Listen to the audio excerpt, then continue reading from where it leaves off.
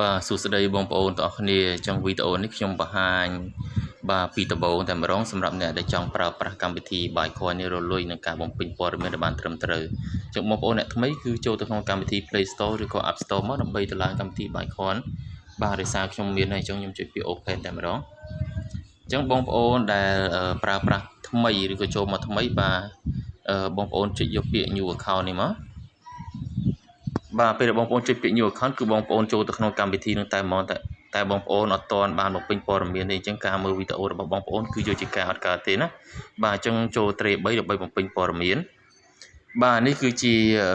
ព័ត៌មានរបស់បងប្អូនត្រូវបំពេញហើយណាអញ្ចឹងបងប្អូនបាទចុចលើពាក្យ setting មក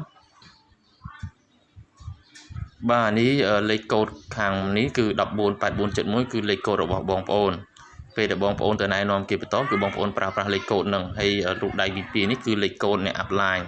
ដូចជាខ្ញុំអ្នកណែនាំបងប្អូនហ្នឹងបងប្អូនដាក់លេខកូដខ្ញុំទៅបាទលេខកូដខ្ញុំបាទ22092បាទចុចពាក្យ save ទៅបាទហើយរូបមនុស្សនេះគឺបងប្អូនដាក់ឈ្មោះខ្លួនឯងបាទដាក់ឈ្មោះអីក៏បានដែរឥឡូវបងប្អូនដាក់ឈ្មោះខ្ញុំដាក់ឧទាហរណ៍សំណាងណាបាទចុចពាក្យ save បាទហើយលេខទូរស័ព្ទបងប្អូនដាក់លេខទូរស័ព្ទមកលេខទូរស័ព្ទនេះបងប្អូនត្រូវផ្ទៀងផ្ទាត់ជាមួយនឹងបាទ account របស់បងប្អូននេះបាទអញ្ចឹងខ្ញុំដាក់លេខនេះមួយចុចពាក្យ save បាទ email នេះបើបងប្អូនមានក៏បំពេញបើអត់ទាន់មានទេអាចឡងបានបាទ password នេះបងប្អូនត្រូវចងចាំនៅពេលដែលបងប្អូន log in log out ណាបាទវាមានចំនួនបាទ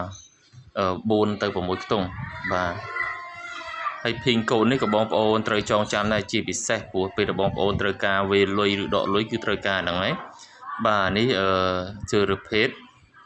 បាទបងប្អូនជឿរើសភេទមកបាទភេទស្រីឬភេទប្រុសអញ្ចឹងណាបាទចុចលើពាក្យ save ទៅ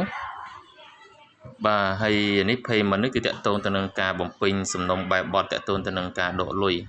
បងប្អូនចុចលើ payment ហ្នឹងមកបាទនេះគឺបងប្អូនដកជាមួយនឹងធនាគារ ABA អញ្ចឹងទៅណាបាទនឹងខ្ញុំនឹងប្រាប់បន្តនៅពេលដែលបងប្អូនមានលុយគ្រប់គ្រាន់រឿងបងប្រាប់ជំហានដំបូងអញ្ចឹងទេបាទអញ្ចឹងអានេះបងប្អូនយក yes មកបាទត្រង់នេះចំណុចនេះបាទនេះបានតែយើងបើកឲ្យការទទួល friend ដោយស្វ័យប្រវត្តិតែម្ដង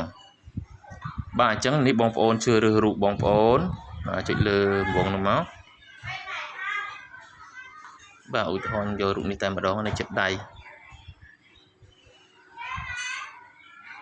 បាទចុចពាក្យ save មិញមកបាទហើយបងប្អូនដាក់រូប background ខាងក្រោយនេះក៏បានចុចលើនឹងដែរមក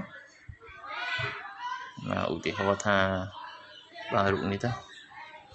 បាទចុចពាក្យ crease មកបាទអញ្ចឹង account បងប្អូនត្រូវបំពេញឲ្យបានសពជ្រុងជ្រោយតែម្ដងដូចមិញអញ្ចឹងណាបាទឥឡូវវាលោតមកខ្ញុំទៅពេញភាសាទៀតសិន